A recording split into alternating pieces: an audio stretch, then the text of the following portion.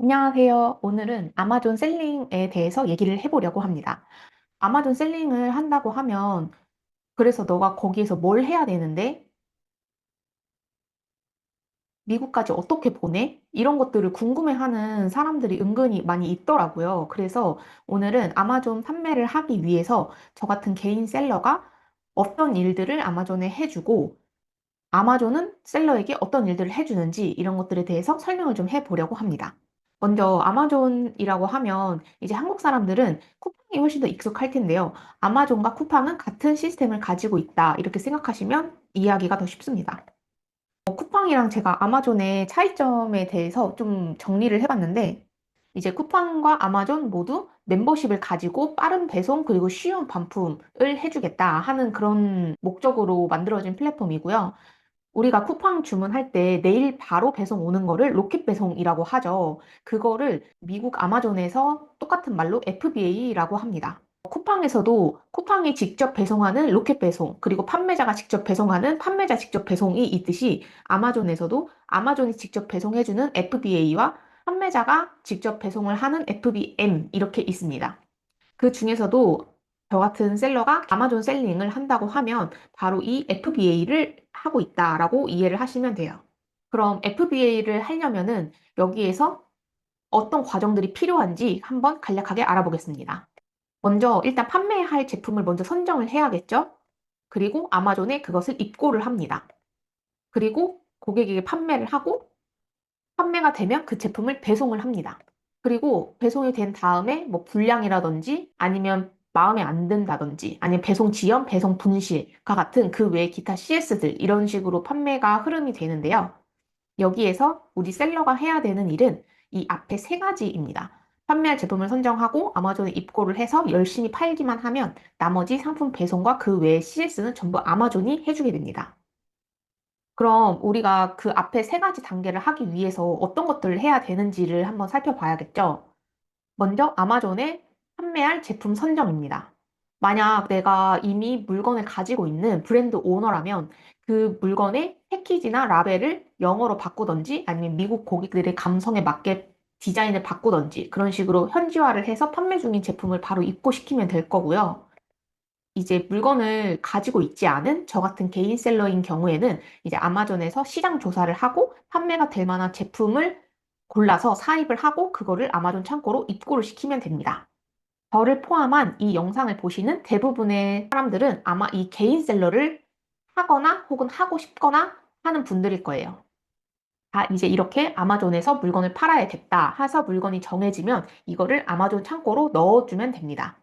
근데 이렇게 한국이나 중국에서 제품을 생산해서 아마존 창고에 넣는다라고 얘기를 하면 그래, 배나 비행기로 보내는 건 알겠어. 근데 아마존 창고까지 어떻게 넣어? 좀 이해가 어려우실 텐데요. 이유는 바로 중간에 이 과정이 하나 빠져있기 때문입니다.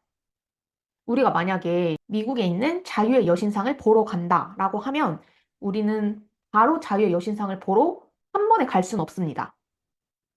우리는 먼저 한국에서 출발해서 미국에 도착해서 공항에 내립니다. 비행기를 타고. 그리고 미국 공항에서 자유의 여신상까지 다른 내륙 운송 수단을 이용해서 거기까지 가게 됩니다.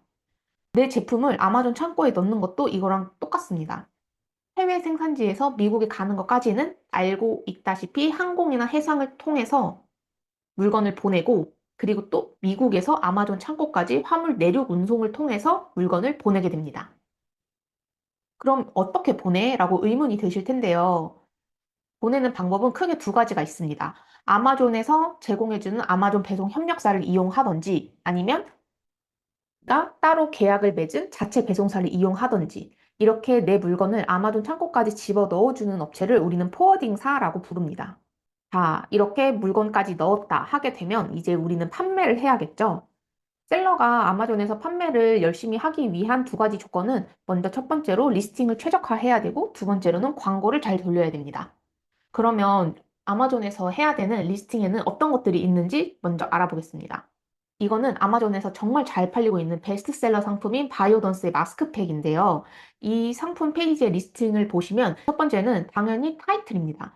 제품의 타이틀을 이렇게 입력을 해주시면 되는데 원래는 제품 타이틀을 옆에 그냥 일렬로 쭉 나열해서 작성을 하면 됐는데 이제 7월 30일부로 아마존 규정이 바뀌어서 타이틀은 75바이트 이내로 작성을 하고 그리고 그 아이템을 설명하는 아이템 하이라이트라고 여기 아래 설명을 보시면 완전한 문장이 아닌 제품 기능이나 혜택 중심 문구를 제공하세요 라고 쓰여 있죠. 이렇게 상품 설명을 아래에 작성을 해주면 됩니다. 만약 이 아이템 하이라이트를 경쟁사들이 어떻게 작성했는지를 보고 싶으시면 여기 아래에 보시면 제가 빨강색으로 색칠을 해놨습니다. 이거를 기준으로 앞에 쪽은 타이틀이고 뒤쪽은 아이템 하이라이트입니다. 만약 타이틀을 작성해야 되는데 경쟁사가 저거를 어떻게 구분해서 작성했는지를 보고 싶으면 저 방식을 참고하시면 됩니다. 그리고 다음으로는 이제 갤러리 이미지를 첨부해야 되는데요. 이제 아마존에는 총 갤러리 이미지를 10장까지 넣을 수 있습니다. 그 중에 한 장은 썸네일 이미지, 나머지 9장은 그 뒤에 보이는 설명 이미지로 이루어져 있습니다. 그리고 만약 제가 동영상을 이 제품 리스팅에 첨부를 했다면 동영상도 이 갤러리 이미지에서 같이 보여지게 됩니다. 그리고 판매를 할 때 한 개 제품만 판매할 수 있는 게 아니고 다양한 옵션, 그러니까 베리에이션을 줄 수 있는데요. 베리에이션은 색상이나 사이즈, 수량, 뭐 향기, 모양, 뭐 연령별, 뭐 기타 등등 엄청 다양하게 모든 거를 옵션별로 엄청 다양하게 나눌 수 있습니다. 잘 팔리는 베스트셀러들을 보면 대부분 이 옵션이 엄청 많은 걸 볼 수 있는데요. 이 옵션에서 하나하나씩 팔리는 판매량이 모두 하나로 합산되어서 제품 전체 랭킹을 결정하게 됩니다. 그래서 처음 런칭을 하실 때는 당연히 너무 많은 옵션을 집어 넣을 수는 없겠지만 나중에 판매량을 더 높이고 랭킹을 더 높이려면 이 옵션을 좀 더 다양화하는 것도 염두에 두시면 좋습니다. 다음으로는 SEO의 아주 중요한 블랙 포인트인데요. 이 제품을 설명하고 싶은데 타이틀에 넣을 만큼 너무 짧게 작성할 순 없고 그렇다고 너무 길게 줄글로 작성할 순 없으니까 고객들에게 핵심 포인트들을 5가지 알려주는 겁니다. 근데 원래는 블랙 포인트가 5가지만 작성을 할 수 있었었는데 이제는 5개 이상 작성할 수 있게 변경되었더라고요. 그래서 없는 말을 너무 지어내면서 계속 작성하고 중복된 내용을 계속해서 집어넣는 것보다는 꼭 들어가야 되는 내용을 최소 5가지는 작성을 하는 게 좋습니다. 여기 있는 이 블랙 포인트의 내용을 긁어서 이제 아마존이 광고를 할 때 SEO에 활용을 하기도 하고 그리고 아마존의 AI 서비스인 루퍼스에 학습시키는 용도로도 활용하게 됩니다. 그리고 다음으로는 A 플러스인데요. 아마존 A 플러스는 이제 한국 단어로 바꿔서 말하면 상세 페이지를 말합니다. 이 상세 페이지는 제품 리스팅에서 디스크립션 영역에 들어가게 되는데 이 A 플러스를 꼭 사진으로만 넣을 필요는 없고 A 플러스가 만약에 없다면 디스크립션이라는 텍스트를 작성하게 되는데 사진이 없으면 텍스트가 먼저 보여지게 됩니다. 그리고 텍스트가 있더라도 A 플러스를 업로드 하시면 A 플러스가 더 우선순위로 보여지게 됩니다. A 플러스는 자유이긴 하지만 A 플러스가 만약에 없다면 우리는 갤러리 이미지만으로 고객을 설득을 시켜야 되기 때문에 A 플러스는 반드시 필수로 만드시는 게 좋습니다. 그리고 리스팅 최적화를 위해서 제네릭 키워드라는 게 있는데요. 이 제네릭 키워드는 리스팅 페이지에서 보여지지는 않고 그 각각의 셀러들이 더 많은 검색량 노출을 위해서 숨겨서 작성하는 키워드라고 생각하시면 됩니다. 그래서 제가 리스팅하는 페이지에서 제네릭 키워드에 대한 설명을 긁어왔는데요. 설명을 보시면 고객 검색과 관련될 수 있는 용어를 제공하십시오. 반복은 넣지 말고 경쟁사 브랜드 이름 또는 아신 넘버는 넣지 마세요. 라고 되어 있는데요. 그러니까 타이틀이나 블랙 포인트, 아이템 하이라이트 이런 것에는 대놓고 넣지는 못하지만 경쟁사들이 쓰는 이런 단어에 같이 묶여서 내 제품이 노출되면 좋겠다라고 생각이 들 때 그 단어들을 나열하는 곳입니다. 그리고 이거 외에도 이제 리스팅을 작성할 때 들어가 보면 이 제품의 구성은 뭘로 이루어졌는지, 이 제품의 물질은 뭔지, 배터리는 포함됐는지, 여성을 위한 건지, 남성을 위한 건지, 아니면 모두를 위한 건지, 연령대는 어떻게 되는지 같은 항목들을 모두 작성하는 칸들이 다 있는데 그거를 성심성의껏 작성을 해줘야지 아마존에서 SEO 노출이 잘 됩니다. 그리고 정말 중요한 동영상 기능이 있는데 이 동영상은 셀러가 직접 올릴 수도 있고 아니면 고객이 리뷰로 동영상을 올려준 경우에 이 동영상이 같이 뜨기도 합니다. 이 동영상이 있으면 좋은 점이 갤러리 이미지에도 표시가 되고요. 이 동영상을 보고 구매하시는 고객들이 은근히 많습니다.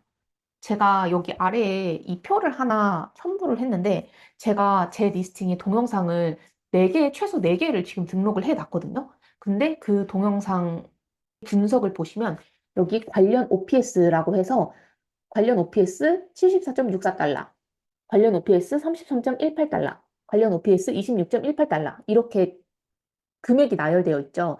이 관련 OPS라는 게 이 동영상을 보고 고객이 구매를 했으면 거기에 관련된 매출을 이렇게 분산해서 보여줍니다.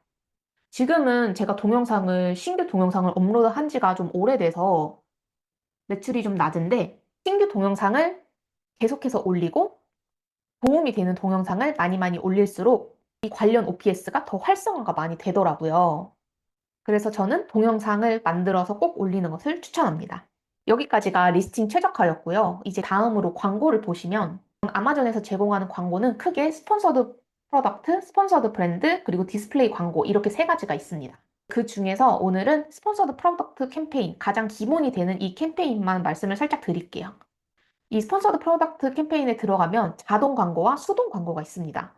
자동 광고는 말 그대로 내가 앞서 말한 리스팅 최적화에서 업로드한 그 모든 것들, 심지어 동영상까지 다 크롤링해서 동영상에 입힌 자막을 긁어서까지 SEO를 해주더라고요. 그래서 타이틀, 블랙 포인트, 디스크립션, A+, 동영상, 백엔드 키워드 이런 모든 것들을 다 크롤링해서 그거를 SEO로 판별을 해서 아마존이 자동으로 광고를 노출시켜주는 방법이 있고, 그리고 두 번째로는 나는 이 키워드에 꼭 내 제품을 노출을 하겠다 하고 내가 키워드 아니면은 경쟁사 제품을 딱 정확하게 찝어주는 수동 광고, 매뉴얼 광고가 있습니다. 이 2가지 광고는 모두 검색 키워드 광고랑 아신 광고 이렇게 2가지를 각각 할 수 있는데요. 검색 키워드 광고는 다들 아시다시피 이제 아마존 페이지에서 내 제품, 마스크팩이라고 검색을 했을 때 그 상품 페이지에 짜르륵 노출되는 광고를 말합니다. 그리고 경쟁사 페이지 노출 광고라는 건 내 제품이랑 비슷한 제품의 리스팅에 들어간 고객들에게 이 제품을 본 고객들은 어떤 제품도 좋아했어요. 아니면 이 제품과 관계 있는 제품은 이거입니다. 아니면 이 제품과 관계 있는 제품 중에 딜 할인을 하고 있는 제품들 하면서 기타 등등 그런 것들이 엄청 쫙 나열이 됩니다. 엄청 구석구석에 많이 보여지는데 이 경쟁사 상품 리스팅의 페이지 내에 내 광고를 노출을 해준다. 그게 경쟁사 페이지 노출 광고이고 그게 바로 아신 광고라고 불립니다. 자, 이제 여기까지 정리를 해보면 우리는 판매할 제품을 선정을 해서 아마존의 항공, 해상, 그리고 내륙 배송을 통해서 아마존에 입고를 하고 그리고 제품 리스팅 최적화 광고를 통해서 판매를 한다. 그러면 나머지 배송과 CS는 아마존이 알아서 해준다. 이게 아마존 셀링을 하는 사람들의 일반적인 루트 프로세스이고 아마존 셀러인 내가 아마존 판매를 하기 위해서 준비해야 되는 모든 역할입니다. 오늘 영상은 여기까지이고요. 혹시 궁금한 점이나 더 알고 싶은 질문이 있으면 제가 블로그도 운영하고 있으니까 제 블로그나 아니면 댓글에 남겨서 문의 많이 주시면 제가 아는 한에서 성심성의껏 답변을 드리도록 하겠습니다. 그럼 안녕!